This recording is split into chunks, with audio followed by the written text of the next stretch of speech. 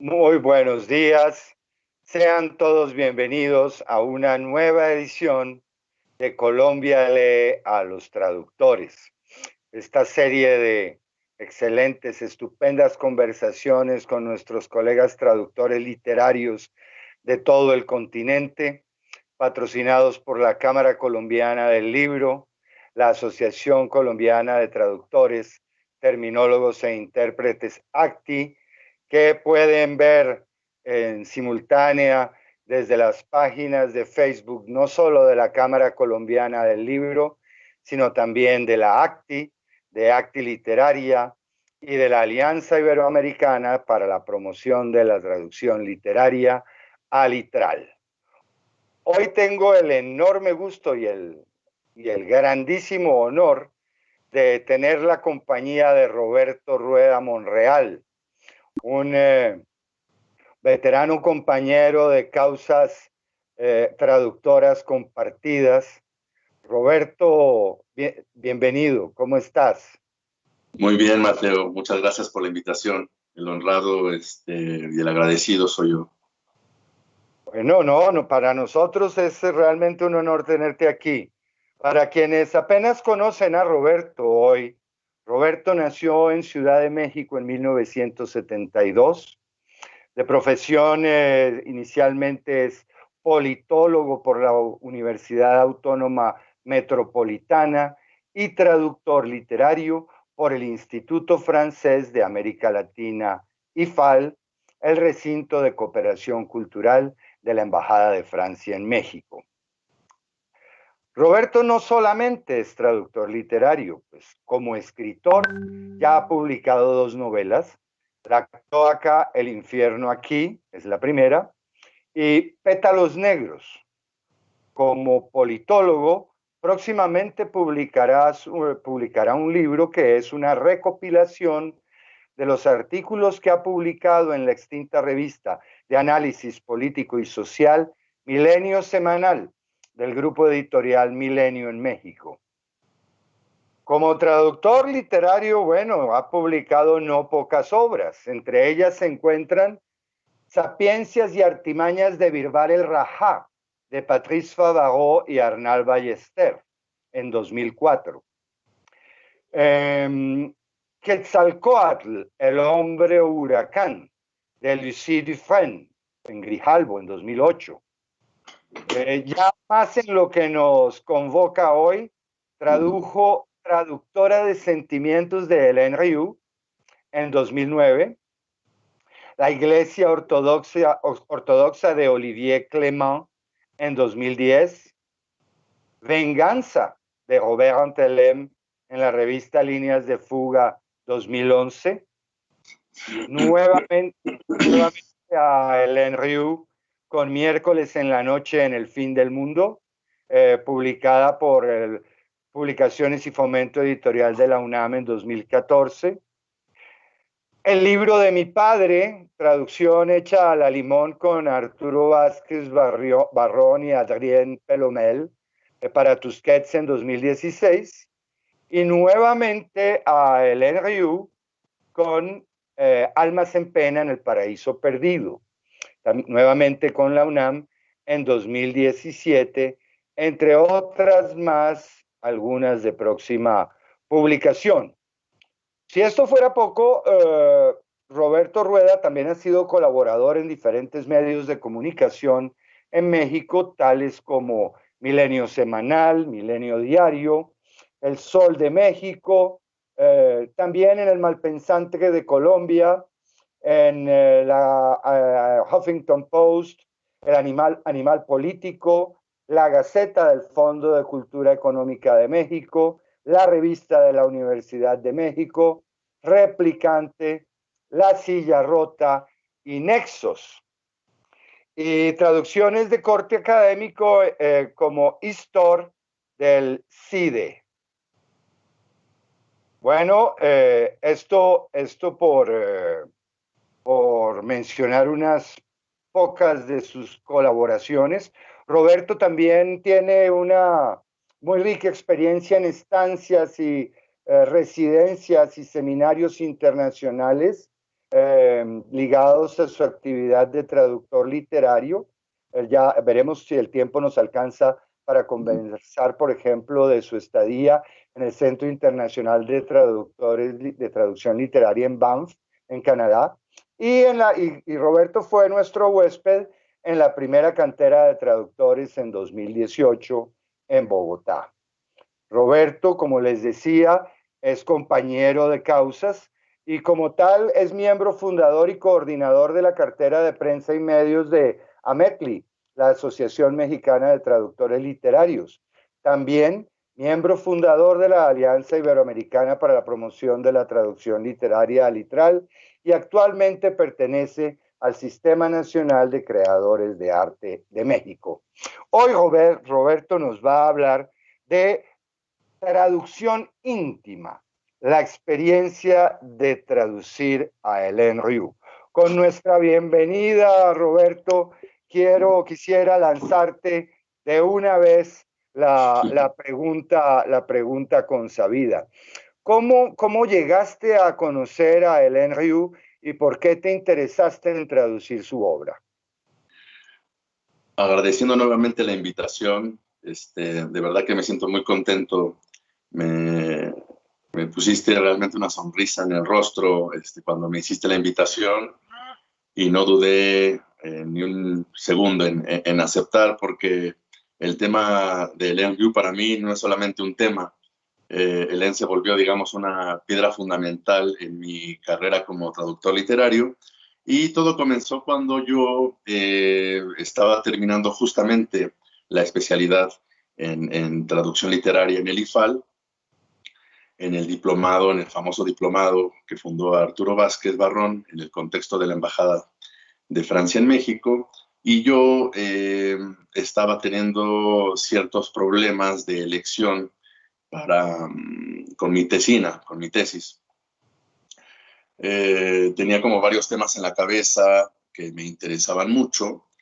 No obstante, tenía como dudas, porque si bien académicamente todos eran como hasta cierto punto perfectos, cualquier cosa que eso signifique, no me satisfacían del todo. Entonces, pero ya estaba corriendo el tiempo y resulta que ahí se atravesó un encuentro internacional de traductores literarios que en México tienen muchos años de llevarse a cabo y no recuerdo exactamente cuál, digamos, el encuentro siempre se rige por un tema central.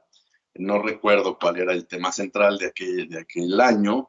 Lo que sí recuerdo es que vi que estaba anunciada una conferencia magistral de una escritora traductora llamada Hélène Riou.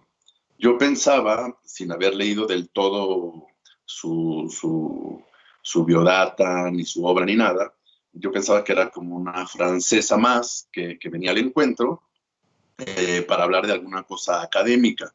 Entonces, cuando ya vi la ponencia, que tenía que ver con traducción, evidentemente, pero también con musicalidad, entonces eso me llamó poderosamente la atención. Entonces, bueno, eso fue lo que hizo que yo me lanzara a escuchar su conferencia y que justo fue una cosa extraordinaria desde el principio porque fue aquí en el Centro Histórico de Ciudad de México, en el Colegio de San Ildefonso, que es un edificio histórico hermoso, grande, precioso, y su anfiteatro pues es lo doble. Entonces fue en ese marco que la escuché completamente embelesado, sobre todo porque una vez que estaba ahí, a la hora de hablar de la musicalidad y de la traducción, también introdujo un tema que tenía que ver con la ética de la traducción. Y finalmente la forma, digamos, lo que me impactó una vez que me atrapó por curiosidad el tema que iba a tratar en su conferencia magistral, al escucharla quedé completamente prendado y ahí fue como un impacto. Fue lo que yo digo, fue una especie como de enamoramiento, de amor a primera vista, que yo diría que fue amor a primera oída, porque, digamos, escucharla hablar de temas que se salían justamente del rango académico o de una reflexión profunda desde el punto de vista de las teorías de la traducción, sino justamente se fue a cuestiones que tocaban fibras íntimas. Entonces yo creo que ese fue el gran gancho al hígado que me dio Hélène, comenzar a hablar de la musicalidad, pero no desde un punto de vista de investigación o académico, sino desde la perspectiva del personaje, su personaje icónico, su alter ego, que se llama Eleonore. Fue el hilo conductor tanto de su charla como, ahora que lo pienso, ¿no? Yo creo que también Eleonore fue como el puente que me hizo o sea, meterme en ese puente, caminar por él y llegar poco a poco a Hélène Riou, pero a partir como de ese primer golpe, ese primer golpazo que me dio al escucharla hablar de la musicalidad y sobre todo de la ética, pero a partir del tema de su novela. ¿Y cuál es el tema de su novela? Traductora de sentimientos, el reto que tuvo el personaje, que es una escritora traductora también, que en un principio trabajaba en una colección llamada Sentimientos, ahí hay un juego de palabras importante, que escribía y traducía novelas rosas, novelas románticas para niñas enamoradas, justamente basándose como en el cuento del príncipe y la princesa, y justamente pasa algo en su vida tan extraordinario que la sacude, que ella en un momento dado quiere abandonar ese mundo en el que ha estado inmersa y trasladarse al otro extremo, al lado oscuro. Luego entonces tenemos, digamos, un planteamiento importante en donde no sé si a partir de la culpa o de algún sentimiento un poco más profundo, la autora decide que ya no va a contarles esas historias a estas niñas enamoradas, porque justamente a partir de un hecho trágico con una muchachita, quiere descubrir o quiere entender más bien el lado oscuro del ser humano. Entonces, pues, ¡pum! Eso fue como la explosión que me hizo decir, yo quiero hacer mi tesis a partir de la traducción de Traductrice de Sentiment, y sin conocerla, yo me abalancé, una vez que terminó la conferencia magistral, me abalancé literalmente hacia esa mujer que era pequeñita, bajita, con un peculiar francés también, para decirle, yo quiero traducir tu libro, pero en mi mente yo ya me había impuesto la tarea de decir, yo no sé cómo, pero yo tengo que traducir este libro, yo tengo que traducir a esta mujer. Esa fue la premisa con la cual yo me acerqué por primera vez a partir de este deslumbramiento a Hélène Riou y su obra. Muchas gracias, Roberto. Bueno, para quienes no conocen de quién está hablando Roberto, Hélène Riou es una novelista, cuentista, traductora y poeta de Canadá, específicamente de Quebec, nacida el 12 de junio de 1949 en Montreal. Y bueno, ¿cuántas obras ya has traducido de Hélène, Roberto? Pues tengo de manera efectiva, son tres novelas que están publicadas ya en México, y justamente hablando de ese deslumbramiento que después yo traduje en un proyecto de traducción, en un concepto llamado proyecto de traducción, es que justamente me llevó, digamos, a recorrer un camino de muchos años hasta ir consolidándolo, y fue ese mismo proyecto perfeccionado el que presenté para competir, para concursar en el marco del Sistema Nacional de Creadores, y yo presenté un proyecto que implican 5 novelas. Luego entonces tengo 3 publicadas y vienen otras 5 que se van a ir como escalonando, no sé si a partir de este año, de los que vienen, pero una vez que se concrete, pues serían 8 libros, 8 novelas en total, que ya están casi, o sea, faltaría nada más la traducción de una novela, porque me falta un año de trabajo en el contexto, en el marco del Sistema Nacional, pero de manera efectiva, 3 novelas y vienen 5. Qué bien, Roberto, Sí, felicitaciones. Sí. Quisiera preguntarte, para quienes no estamos familiarizados con la variante del francés de Quebec, si eso te supuso algún tipo de dificultades en tus traducciones, o si simplemente fluyó de manera natural y fácil. Cuéntanos cómo fue ese proceso de traducir el francés de Quebec.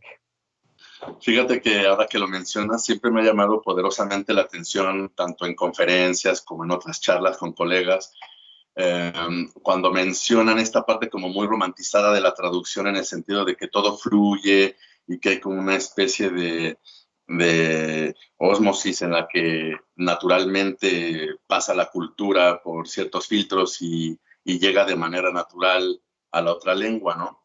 Ahí tal. Hay de esa posición romántica hasta el hecho de, escuchando algunas otras, en el sentido de que para ciertos traductores es muy necesario viajar al lugar del autor, porque ahí sin ese viaje es imposible traducir.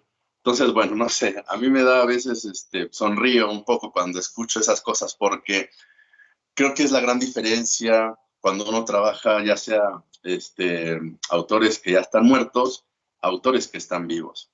Y si partimos del hecho de que nosotros trabajamos con el traductor literario, sobre todo, trabaja con la voluntad de estilo de un determinado autor, o intenta, digamos, captar esa voluntad de estilo, lo, el reto para mí, o lo que ha sido como extraordinario para mí, es la comunicación que tengo con mi autora, porque hay veces que uno ya captó la esencia de la obra en cuanto al sistema de lengua, la diferencia del francés quebecois en relación con el francés de Francia, por ejemplo, por no hablar de los otros tipos de francés que se hablan en otras partes del mundo. Uno ya hizo la investigación, uno ya captó, digamos, el mensaje de la obra, y ahora viene, justamente esas son las capas, ahora viene, en el caso de Len Ryu, el gran reto es adentrarme en la cabeza de la autora. Incluso por eso estoy pensando después redactar una especie de conferencia, porque es un filtro interesante. Finalmente, fíjate cómo son las cosas, ¿no? En las tramas de las novelas de Len, justamente la protagonista es la mente y el alma de la escritora traductora. Luego entonces, uno, casi las obras de Len te obligan a ponerte en las zapatillas de esa autora. Es una especie como de transexualidad un poco, de entrada un poco rara, pero después pues fluye. ¿Por qué saco esto a colación? Porque independientemente de los retos que implica el francés de Quebec, uno puede acercarse a esas minucias, a esas diferencias, tanto investigando como teniendo, como aprovechando la gran oportunidad de que tu autor está vivo y que le puedes preguntar directamente.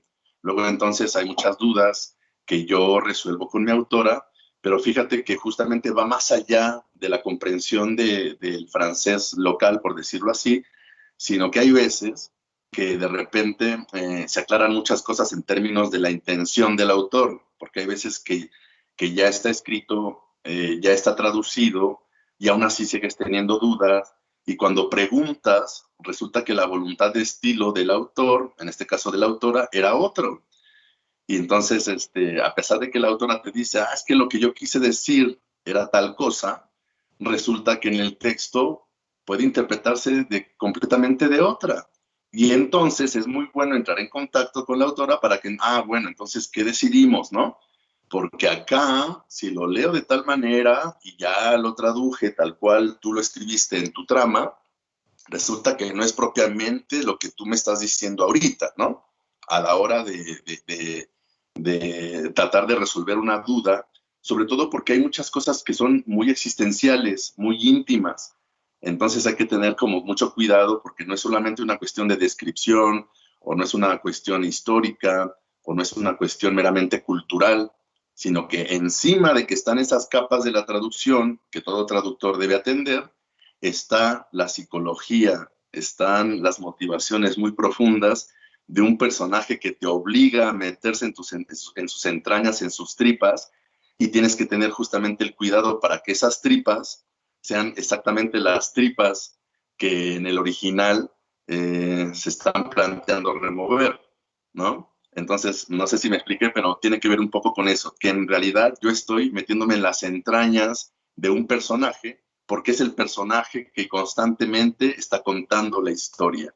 Es un, es un narrador no solamente omnisciente, sino que es un narrador que todo el tiempo es la autora y pues eso impone porque en realidad, como te digo, es una especie como de transexualidad en la que uno tiene que asumir y que tiene que estar constantemente teniendo cuidado de no salirse pues del alma de esta autora traductora. Una cosa curiosa que tiene que ver con traductores de sentimientos es que dentro de la trama te va explicando cómo ve ella misma, el personaje, lo que es el proceso de traducción, porque lo que ella se impuso traducir dentro de la trama es la autobiografía de un asesino serial. Y entonces ella constantemente, estamos hablando de que eso fue hace como 20 años, estamos en un contexto donde no hay computadoras, sino que hay un cuaderno, hay una pluma, hay una copa de vino, hay un diccionario, y ella se tiene que enfrentar a las palabras de este asesino, y sabe, ella misma tiene la angustia de que le está infundiendo vida a ese asesino serial que ya se suicidó, pero las cosas que narra, las cosas que dice de manera cruel y fría, de cómo en determinado momento, que son procesos de tortura que les aplica o que desarrolla en jovencitas que secuestra y demás. Luego entonces ella constantemente está parando su proceso de traducción y te está narrando las cosas que le provocan justamente desde estas tripas que mencioné hace rato. Entonces es un proceso interesante. Eso me hace pensar que la traducción no es una cosa meramente técnica, académica o de viajes. Si hemos de hablar de viajes, entonces también tendríamos que estar preparados para viajar hacia el universo del personaje en cuestión. Y ese tipo de viajes no cualquiera los hace. Pues tocas un punto que para mí resulta absolutamente apasionante de nuestro oficio y que tiene que ver precisamente con esa ubicuidad del yo. En el caso de traductora de sentimientos, tenemos un asesino serial cuya mente y cuya perversidad corroe e impregna la mente de su traductora, que es a la vez la narradora de la novela que tú, Roberto, traduces al español. Es decir, tienes que estar en perpetuo tránsito entre la manera de sentir del asesino serial, la manera en que tu narradora del texto original percibe y cómo repercute en ella las emociones oscuras del asesino al que le está dando voz. Y bueno, me faltaría preguntarte, porque soy chismoso, si en este proceso, al apropiarte tú de esas voces, ¿cómo lo viviste? Precisamente tú hablas de las tripas, yo quisiera preguntarte si fue un proceso en cierto modo doloroso o no sé, una suerte de catarsis para ti. ¿Qué emociones o qué fenómenos produjo en ti enfrentarte a la traducción, a la reescritura en español de este texto? Fíjate que ahorita que lo mencionas, realmente es una cuestión interesante en primera instancia, pero también se puede volver preocupante. ¿Y por qué lo digo? Porque efectivamente creo que Len es una provocadora total, a pesar de que sonríe y que habla dulcemente y que aparentemente está haciendo o puede llegar a ser una especie como de reflexión puramente lingüística. En realidad, lo que subyace en sus textos hablando justamente primero de traductora de sentimientos, o sobre todo por traductora de sentimientos, es jugar con tu mente. Y eso también le toca, en este caso, a mí como su traductor, porque hay una cosa bien interesante que sucede con el personaje, con Eleonore, porque ella, justamente al ir traduciendo otras novelas, es como una especie de laberinto. De repente, conforme voy traduciendo algunas partes de ciertas novelas, me doy cuenta de este gran mosaico que me ha proporcionado Hélène, que es maravilloso, porque me ayuda a entender cosas que ya había traducido, pero me da como mucho más conciencia de por qué. Y luego entonces me hace dudar y tengo que volver otra vez como al texto que traduje o al pasaje que traduje en otra novela, porque son mosaicos que se van interconectando. La última novela que traduje se ubica en un contexto casi inmediato anterior a Traductora de Sentimientos. Entonces yo fui entendiendo muchas cosas del porqué del proceder de esta mujer. Eleonor finalmente trabaja, cuando entra a trabajar a una editorial para específicamente para una colección que se llama Sentimientos, yo ahí identifico como una especie de bofetada por parte de Hélène, que ya después lo pude platicar con ella, porque esa es otra gran ventaja, otra gran bendición, dirían los religiosos, en términos de que uno tiene la oportunidad justamente de charlar en vivo y en directo con tu autora, y eso para mí ha sido grandioso, fabuloso. ¿Y a qué me refiero? Que cuando esta persona, cuando Eleonor entra a trabajar a esta colección llamada Sentimientos, hay todo un mundo que se abre en relación con el término en sí mismo. Uno pensaría que la palabra sentimientos, casi de inmediato, por lo menos en la región donde hablamos español, y diría como una cuestión muy latinoamericana, pensamos que la palabra sentimientos es una palabra bonita, linda, hermosa. Hablemos de nuestros sentimientos, dicen por ahí, ¿no? Como si los sentimientos solamente fueran esta parte luminosa. Y una vez que uno charla con Hélène, te das cuenta que justamente, o más bien te cae la conciencia, ¿no? En el sentido de que los sentimientos también abarcan situaciones que pueden ser oscuras, tremendas, horribles, culeras. Luego entonces, ¿cómo es el ser? Es ahí, digamos, el chicotazo del que hablé hace un momento. Cómo una sola palabra que en primera instancia te coloca en un espectro luminoso de un universo que no sabes exactamente qué es, pero ahí te ubicas, de inmediato descubres cómo las palabras tienen trampas y cómo las palabras te obligan, eh, cuando te sumerges como buzo justamente en su mar, te pueden llevar, digamos, a ciertas corrientes, ya que sigamos con esta metáfora del mar, a ciertas corrientes de las cuales tal vez no salgas bien librado. Luego entonces no hay palabras inocentes, y eso creo que los traductores lo sabemos muy bien, pero no con tanta conciencia como a mí me pasó con Traductora de Sentimientos. Justamente tenemos varios niveles.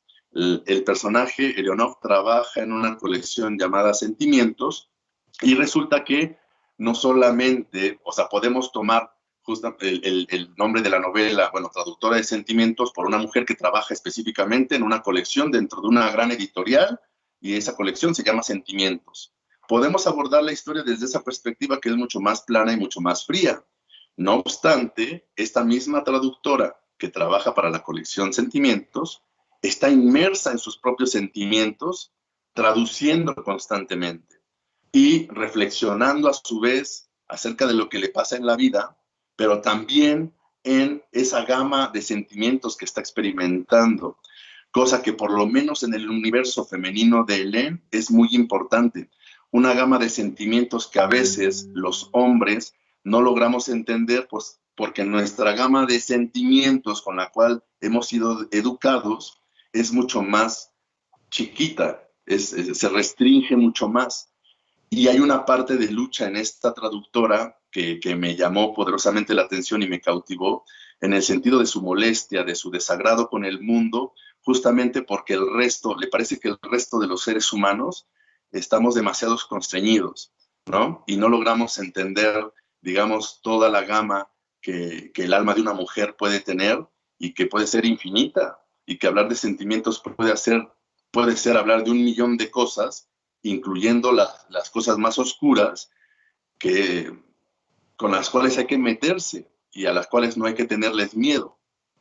Pero bueno, ese es un reto, es un reto. Muy bien, muy bien. Roberto, yo me imagino que trabajar, como tú ya lo has dicho, trabajar con una autora viva y con una autora que se aproxima de buen grado, con simpatía a su traductor, representa muchas ventajas. Sin embargo, el hecho de que Hélène Riou sea también traductora, yo creo que debe suponer, ya en el nivel del texto, debe suponer cierto tipo de dificultades. Lo digo porque en las experiencias que yo he tenido y cuando hemos conversado juntos sobre este tema, por ejemplo, con Arturo a propósito de Anis Saumont, Ujú. que fue durante tantos años su autora, pues a veces los escritores que también son traductores siembran sus textos de trampas, de pasajes, de frases aparentemente intraducibles. Eh, ¿Se da este mismo caso con la prosa de Hélène?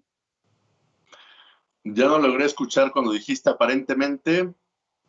Aparentemente, eh, sería más, él sembraría su prosa con Ah, trampas ok. de lo aparentemente intraducible. Sí, sí, sí, ya entendí. Pues es un poco como decía hace rato. No, ah, no podré afirmarlo, pero no creo que lo haga de manera consciente, porque ya en sí la traducción es otro personaje dentro de sus novelas. La traductora está constantemente pensando en las trampas de las palabras y a veces reflexiona sobre ellas. Yo creo que Hélène, me atrevo a decir que no es que te ponga trampas acerca de las palabras o pensando justamente en los laberintos de la traducción desde el punto de vista técnico, sino más bien, y para hacerle honor al nombre de esta charla, tiene que ver con el mundo íntimo. Es decir, creo que la llamada de atención de Hélène es ten cuidado porque resulta que esta incomprensión que te estoy planteando, incluso dentro de la trama, Eleonor es una mujer muy complicada por lo mismo, porque tiene un mundo tan íntimo que muy pocos logran llegar a él. Entonces, creo que una de las cosas que también me hicieron unirme mucho o identificarme mucho con la obra de Len tiene que ver tal vez con mis padres zacatecanos, que yo viví bueno, de niño, obviamente. Hay muchos guiños con Hélène en términos de dónde vivimos. Ella vivió en un barrio que se llama, hasta donde me da la memoria, Point Saint-Charles, que creo que también era la banlieue dentro de Montreal, y yo viví una parte de mi niñez y mi adolescencia a las afueras de Ciudad de México, en un lugar, bueno, en un municipio muy grande llamado Ecatepec, en una colonia llamada Ciudad Azteca, que ya desde que yo era niño vivía en la violencia. Ahora creo que se ha exacerbado mucho más, entre comillas, pero más bien parto de esta idea en el sentido de las coincidencias de vida entre Len y yo, un poco para reforzar el hecho de que eh, a partir de esta situación desfavorecida, forjas determinado tipo de personajes. Luego entonces, este personaje que crea Hélène, que es como una especie de alter ego, constantemente está llamando la atención sobre las palabras y el cuidado de los sentimientos, casi casi como una especie de protesta, cosa que yo he sentido también ya, digamos, en la vida real. Es un poco, ahí comienza el juego complicado de la traducción a nivel íntimo, porque no me refiero al texto en sí mismo, sino me pongo a veces a pensar, el reto de las traducciones con Hélène Rieu creo que tienen que ver justamente con este grado de intimidad que uno puede entablar con el personaje que ella ha planteado, porque es un personaje complejo, que no solamente es que haya sufrido mucho, sino que dentro de ese sufrimiento hay una especie de lucha por la identidad propia. Y creo que a los traductores nos pasa constantemente. Como tienes que estar, digamos, tratando de encontrar la voluntad de estilo de los autores, y a eso me refiero con este travestismo. No sé hasta dónde, y sería bueno plantearlo como para una especie de charla o conferencia, ¿no? Hasta dónde realmente un traductor, más allá de las herramientas técnicas o más allá de la profundidad que tenga de la lengua extranjera, hasta dónde es capaz realmente de abrir el corazón y de abrir sus tripas para cuestionarse a sí mismo, porque eso es lo que hacen personajes como Eleonor. Está cuestionando constantemente tanto la actividad traductora, porque ella es traductora, así como esta parte sentimental, hablando en términos sentimentales como lo acabo de describir, no solamente desde el punto de vista luminoso, sino la gran variedad que existe de sentimientos y el hecho de que hay veces, por generalizar a partir de la experiencia de la traductora, de cómo las mujeres de repente por eso se sienten y con toda razón incomprendidas de esta especie de autismo masculino que no logra ir más allá de la primera acepción de una palabra, por decirlo así, si es que estamos hablando ya de traducción y de búsquedas en diccionarios y de investigación. Imagínate tú que por eso mismo, por este mismo tipo de cuestiones, en alguna feria internacional de Guadalajara, nos fuimos Hélène y yo a platicar allá caminando al centro histórico de Guadalajara y vimos que justamente cómo esto puede ser aplicado a un proyecto de traducción entre hombres y mujeres y por qué la traducción puede ser también un buen matiz a la hora de entablar nuestras relaciones amorosas, hablando de las relaciones heterosexuales. Ella decía que, por ejemplo, en la charla conmigo, ¿no? ¿Cómo era posible o qué herramientas tendríamos que echar a andar para armar un gran proyecto en donde se pudieran entender las relaciones amorosas y por qué las relaciones amorosas desde la perspectiva heterosexual estaban siendo muy fallidas, justamente porque estamos haciendo malos proyectos de traducción. Es decir, que antes de entablar las relaciones amorosas, resulta que la gente anda como en su propio mundo, un poco como este alter ego de Leonor, y resulta que cuando intentas acercarte al otro, ¿cómo lo haces? ¿Con qué herramientas? ¿Con qué desconocimiento? ¿Con qué apertura de corazón? ¿Con qué? Ajá. Entonces, como una especie de conclusión chiquita, pero al mismo tiempo poderosa, podríamos decir que el éxito o lo fallido de alguna relación, y cuando lo enmarco en una relación heterosexual, es tomando en cuenta la visión de Hélène, en el sentido de que eh, a ella le gusta mucho explorar esa especie como de comunicación y comunicación entre el mundo de los hombres y las mujeres, justamente porque el mundo de las mujeres es muy complejo y por eso le interesa, a partir de esa casi imposibilidad amorosa entre hombres y mujeres, por el hecho de que los hombres perciben a la mujer de una manera muy distinta a como las mujeres los perciben. Y a partir de ahí, por ejemplo, Hélène se atreve a hacer reflexiones de que por eso la invisibilidad de muchas mujeres en los procesos históricos, por eso la invisibilidad del sentimiento de las mujeres a la hora de la musicalidad de las historias. Si a los hombres nos gustan las cosas pragmáticas o los hombres nos gusta echarle más sal a determinado alimento, mientras que la mujer, desde esa perspectiva, podría ser mucho más minuciosa, mucho más compleja, ¿no? Y esa complejidad a veces termina siendo banalizada en términos de, bueno, pues así son las mujeres, ¿no? Son un poco locas, nadie las entiende, ¿no? Creo que a lo que se refiere Hélène tiene que ver con el hecho de cuidado. Para llegar al alma de una mujer tenemos que entender un montón de complejidades que a veces los hombres no están preparados para dar como esa lucha. Se me viene un poco eso a la mente. Pero si lo ves, digamos, de una manera más amplia, tal como lo dijimos en Guadalajara, es interesante tomar a partir de ahí un proyecto de traducción. ¿no?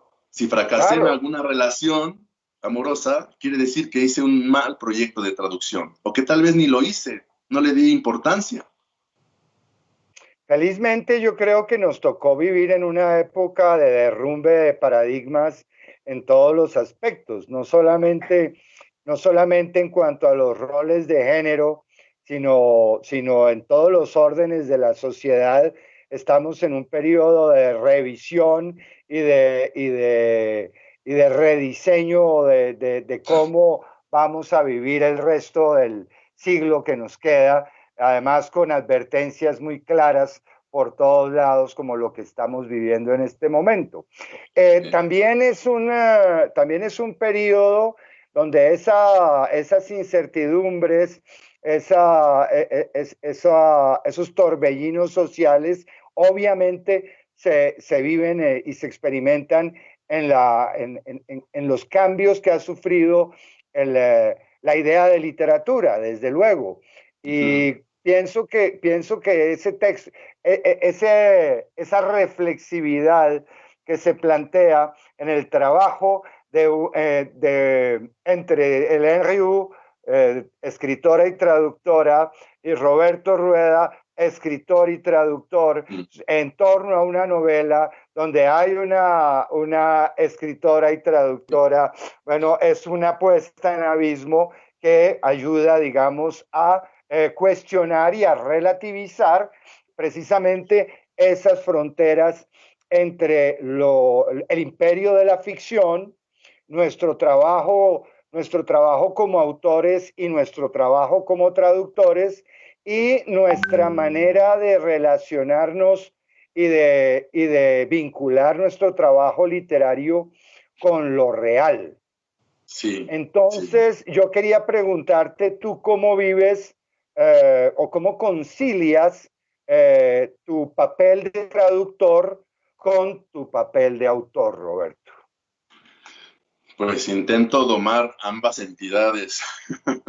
¿Son tan diferentes o son parte de lo mismo?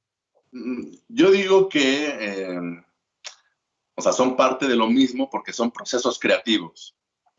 Es decir, nosotros como traductores literarios, si bien eh, nos han enseñado, esa es una visión muy personal. Yo digo que hay veces que desde el colegio, desde la universidad, a veces nos enseñan una falsa modestia, una falsa humildad en términos de que el traductor está como al servicio del autor. O sea, esto puede ser cierto, puede ser cierto y no. Es cierto porque evidentemente nosotros tenemos una obligación ética, como ya lo dijimos, de captar la voluntad de estilo del autor, pero decirlo así es muy simple. En realidad, ahí hay un reto enorme, porque hay veces que tendríamos que tener la humildad de decir, y ahí es donde entra la ética, que también es un tema que comparto mucho con Hélène, en términos de que hay ciertos temas o hay ciertas formas de plantear ciertas realidades que tal vez contravengan incluso con tu existencia misma. Luego entonces ahí está un reto. Qué tal si ese trabajo es muy bien pagado, pero dado que ya dijimos que las palabras son importantes, no es algo que podamos tomar a la ligera? Si es un texto que está contraviniendo a tu forma de pensar, a tu religión, a tu preferencia sexual, a tu estilo de vida, a tal vez una idea política muy importante que tú creas que es necesario defenderla hasta la muerte, qué sé yo, pues entonces hay un problema ético ahí. Lo mismo te da igual y traduces un texto de esa naturaleza solamente por cobrar, o eres congruente con tu persona como individuo y lo rechazas. Creo que este es un buen ejemplo para tu pregunta, en el sentido, o sea, como respuesta a tu pregunta. Todo depende de esa perspectiva y evidentemente que cuando uno está traduciendo, uno tiene que tener mucho cuidado, sobre todo por este juego de espejos que tenemos tan evidente, Hélène y yo, en el sentido de que el autor no se entrometa con la tarea que tiene el traductor, que es finalmente captar la voluntad de estilo de la autora, y para el caso especial o particular de Hélène, no solamente la voluntad de estilo de ella, sino yo diría así, la comunicación íntima con Eleonor, porque Eleonor necesita eso, es una especie como de personalidad que necesita, como decía Günter Grass, que pele su cebolla. Necesitas tú tener esa disposición a pelar esa cebolla para llegar justamente a su corazón. Si tú no estás dispuesto a seguir como esos pasitos y a llorar en el proceso de estar quitando las capas de la cebolla, pues yo digo que es mejor no acercarse, porque para empezar lo vas a hacer mal, en tu contención de llorar lo vas a hacer peor, y una vez que llegues al corazón, igual cuando llegues ni siquiera es el corazón a la cosa que vas a llegar. Entonces, bueno, creo que con eso te digo todo. Muchas gracias, Roberto. Pues sí, como yo lo vivo también, eh, ¿qué sería de nuestro oficio sin empatía, sin esa capacidad de meternos en los zapatos de otra persona y en ceder a la ilusión que nos proponen las ficciones y de atribuirle una existencia real a los personajes de nuestros textos? Si no fuéramos capaces de hacer eso, pues no podríamos traducir nada. En ese sentido, pues Totalmente. nosotros somos intérpretes también. Tú sabes perfectamente que hay un sinnúmero de metáforas de nuestro oficio que nos acercan a los intérpretes, por ejemplo, musicales. Le damos vida nueva a una partitura, por ejemplo. En fin, como el tiempo vuela, Roberto, yo quisiera preguntarte un aspecto que en este ciclo de charlas de Colombia Lea, los traductores ha salido por parte de nuestro público una y otra vez. Y ya hablamos, digamos, de la génesis de tu traducción y de tu relación íntima con el NRU. Yo quisiera preguntarte cómo resuelves tú lo que falta, cómo una vez que tienes, digamos, el visto bueno y la simpatía de la autora para que tú seas su traductor, ¿tú cómo has logrado y cómo, no sé si tal vez puedas dar algún consejo en ese sentido a los traductores más jóvenes, cómo lograr que una editorial publique tu proyecto de traducción? ¿Qué estrategias recomiendas? ¿Cómo hay que proceder, querido? Creo que justamente gran parte de lo que hemos charlado hasta el momento tiene que ver justamente con la cristalización de eso que llamamos proyecto de traducción. Que yo lo llamo así, es como una especie de cierta madurez para ir encontrando tu yo traductor, que yo creo que sería lo primero. Creo que es muy difícil para los traductores de noveles que lograr o intentar hallar una voz propia antes de proceder a lo del famoso proyecto de traducción, porque creo que ese es el gran reto que tienen. Hablando de lo que decía hace rato en términos del elemento ético en nuestro proceder, creo que hay veces que más bien los jóvenes traductores lo que quieren a veces es como trabajar ya. Yo lo noto mucho, por ejemplo, en algunos talleres que doy, en donde incluso antes de comenzar a explicar ciertas cosas, temas, procesos, ellos ya te están preguntando cuánto te pagan, cómo se le hace para entrar a una editorial grande. Entonces yo quisiera más bien reflexionar primero un poquito sobre eso, porque si lo veo, si dejamos a un lado la cuestión de la traducción literaria, si lo vemos como cualquier otro trabajo, es como pensar que una empresa está requiriendo un ingeniero y que el muchacho que apenas va como en cuarto semestre ya quiera saber efectivamente cuánto le pagan a un gran ingeniero, qué va a hacer con un gran edificio que tal vez quiera construir, el hecho de que ya esté planeando tener un gran departamento, una familia, en función de la proyección financiera que tal vez esté haciendo. Lo mismo, eso trasladado, digamos, a nuestro oficio, que de por sí ya es difícil en términos de, de, de sustento, de que sea un trabajo estable, casi bueno, yo no conozco, digamos, realmente a un traductor o una traductora que viva al 100% de la traducción literaria. Entonces, incluso antes de conocer estos procesos, pues lo que me llama la atención son como estas ganas de verlo todo desde el punto de vista monetario y de cuánto vamos a ganar. Entonces, yo quiero hacer, yo no hago eso no me interesa, porque la industria editorial es muy fría, es muy cruel, y sus engranajes, como todo engranaje empresarial, pues hace los limones, pues literalmente basura, ¿no? Entonces, antes de estar pensando cómo este limón va a ser triturado por los engranajes de la industria editorial, yo prefiero eh, hablar de un proyecto de traducción en donde los jóvenes puedan reflexionar primero eh,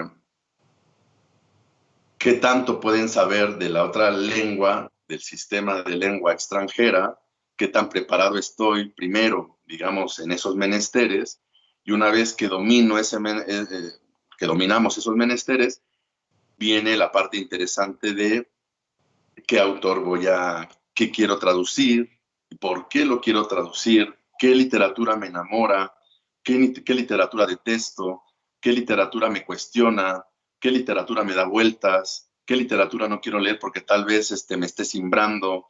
Yo prefiero contestar, y en ese sentido soy un poco como el personaje de Len. Yo prefiero primero irme a lo íntimo antes de comenzar ese otro gran salto.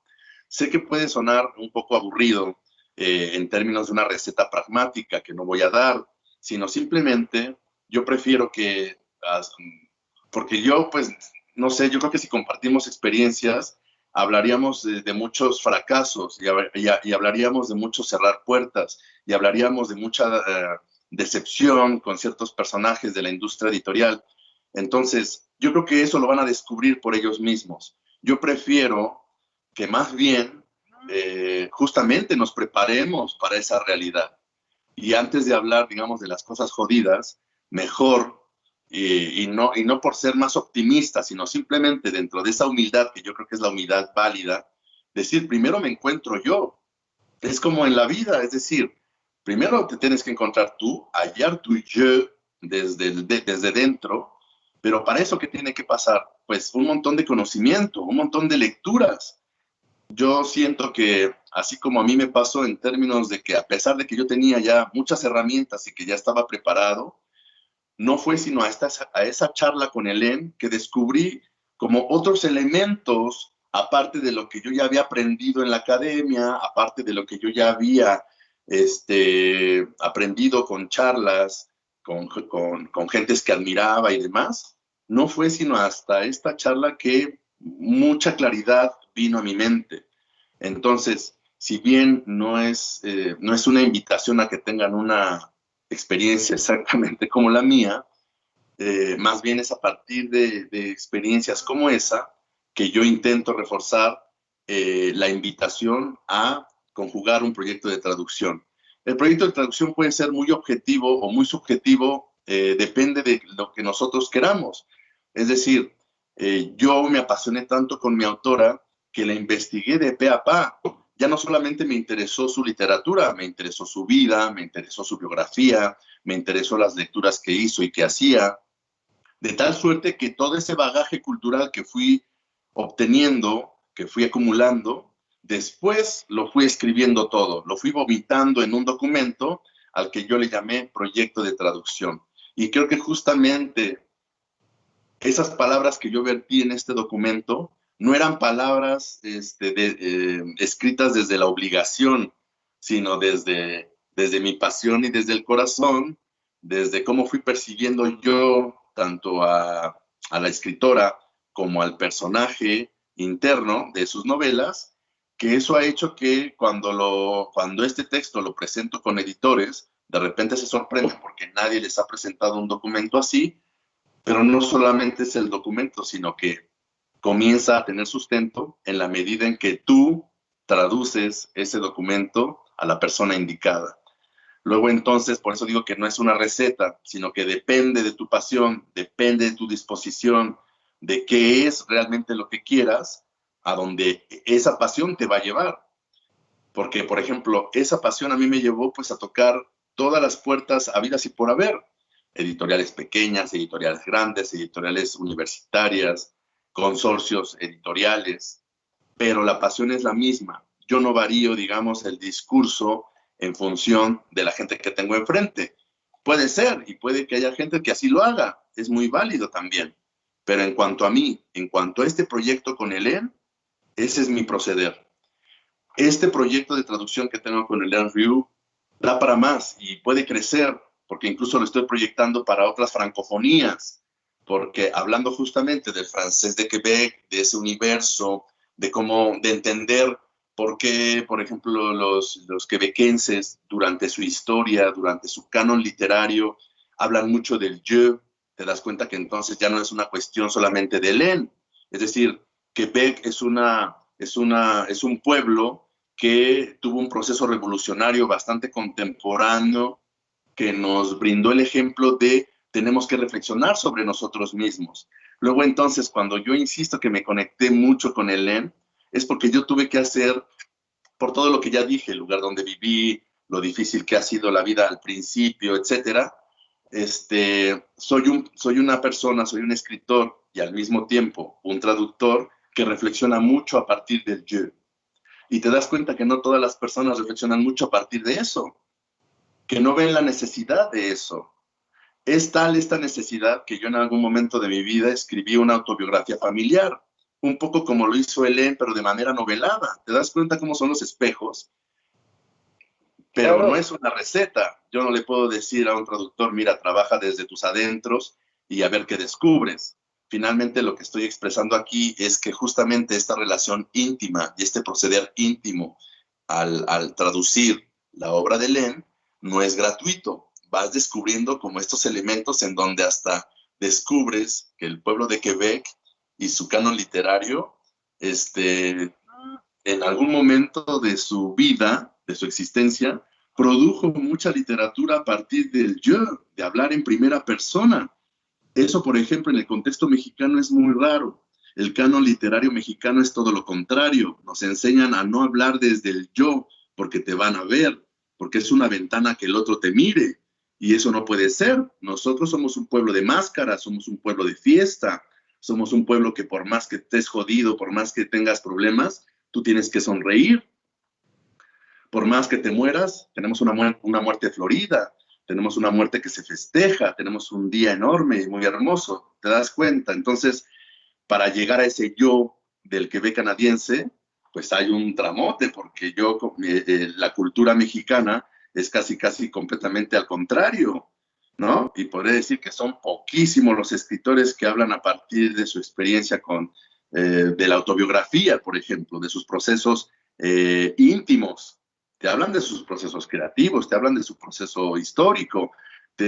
Constantemente el autor es ensalzado como un ser enorme, es como una referencia enorme en medio de un país con tanta desigualdad, con tanta pobreza, justamente como un ensayo que hace Philippe Aulet-Laprune en un libro que yo dejo de manera obligatoria en un curso que doy justamente de proyectos editoriales, tiene que ver con eso. Reflexionemos por qué en México, por lo menos, por no hablar, digamos, del resto de Latinoamérica, la figura del escritor se vuelve casi automáticamente como una figura irrebatible, una especie como de Dios, cuando en otros países no es un Dios, es un ser cualquiera dentro de un esquema intelectual un poco más amplio, en donde el debate fluye, pero nada, a lo que voy es que es un tema interesante y lo que yo pondría énfasis es en hacer un proyecto de traducción justamente a partir de un proceso lo más íntimo posible, y si eso no puede ser, pues bueno, con las características de cada personalidad de los traductores, que se atrevan un poco a agarrar o tomar a un autor que realmente los haya impactado en su vida para ver qué puede salir de ahí. Y si quieren nombrar a eso un proyecto de traducción, nómbrelo proyecto de traducción. Si cree que puede ser capaz de ir y presentarlo de manera coherente ante un editor, preséntelo. Es un poco como la idea. Atreverse, atreverse, una vez que tenga las herramientas que acabo de decir. Roberto, qué respuesta tan maravillosa y tan visceral. Te agradezco mucho. Tú dices que no hay no hay recetas y sin duda no las hay, no hay fórmulas mágicas. Sin embargo, me parece que tu respuesta es de una generosidad impresionante. Mm. Eh, Pasión por la traducción, tener un proyecto de traducción que parta de tu mismo proyecto de vida y creer en él desde la humildad, pero también desde la honestidad. Te transmito algunos mensajes de nuestro público. Mm. Teresa Leiva, nuestra colega hondureña, está por ahí. Dice, el proceso de autoría del traductor con toda la pasión y la experiencia de Roberto Rueda Monreal. Remarcable. Gracias, Mónica querida Tere. Montes, Mónica Montes Ferrando, qué buena conversación, grandes reflexiones. Gracias, Mónica. Yo diría que yo solamente estuve aquí de facilitador para picarle la lengua a Roberto, pero quien nos ha realmente entregado su corazón hoy ha sido nuestro querido Roberto. Gracias, No Mónica. sé, querido, ¿qué quieres añadir? Estamos sobre el tiempo, pero quisieras dirigirte a las personas que nos están viendo y escuchando. Nada, decirles que les agradezco mucho que se hayan podido conectar. Es realmente valioso para nosotros que haya un público detrás de esta pantallita que aparentemente es impersonal, pero que seguramente se torna cálida a través de la voz de Mateo, que les da voz a ustedes, y les agradezco mucho que hayan estado presentes pues, en este experimento que finalmente yo creo que fluyó de esa manera porque yo quiero mucho a Mateo. Hemos hecho como cosas muy buenas. Mateo ha hecho cosas titánicas para el contexto colombiano y yo me siento realmente muy agradecido de que haya pensado en mí para participar en este encuentro. Es tal, digamos, la amistad, el amor y el cariño que tengo con Mateo que se ha transmitido después a Colombia entera. Es decir, cuando ya conocí Bogotá, cuando conocí a su gente, la gente de Medellín también. Creo que hay un elemento cálido que me une mucho a Colombia y a partir justamente de la relación íntima que tengo con Mateo, se pudo traducir hacia su tierra misma. Yo les agradezco mucho que estén por ahí, que se hayan podido conectar. Y nada, ¿qué decir después de esto? Pues podríamos seguir mucho tiempo, pero finalmente Claro. ya hay un corte de caja, ¿no? Y yo más bien no me queda más que agradecerles mucho, mucho que se hayan conectado, especialmente a ti, Mateo, y a toda la gente que está detrás en las cuestiones técnicas, porque no crean que esto es tan sencillo. Entonces les agradezco a la Cámara Colombiana del Libro y al resto de instituciones que nos convocaron para que esto fuera posible. A Andrea y a Catalina y a Fernando que están Exacto, detrás de bambalinas y que totalmente. a ellos salió esto también en términos técnicos. Hoy mil gracias. Gracias a nuestro público, a ustedes que están ahí al otro lado, eh, participando, digamos, de esta pasión por la traducción, que no es más que la misma pasión por la literatura. Eh, mi recomendación, sigan leyendo literatura traducida, sigan fortaleciendo su escritura en español, eso es lo más importante, sigan leyendo literatura y ejercitando la escritura, que es lo que mejor nos puede formar como traductores literarios. Roberto, un abrazo enorme para ti. Un Hasta abrazo. la próxima, querido. Ha Hasta la sido realmente próxima. un placer burlarnos de las fronteras geográficas, tú y yo juntos. Totalmente. Muchas gracias a todos. Muchas gracias a ti, querido Mateo. Chao, chao. A ti. Chao. Chao. Bye. Bye bye.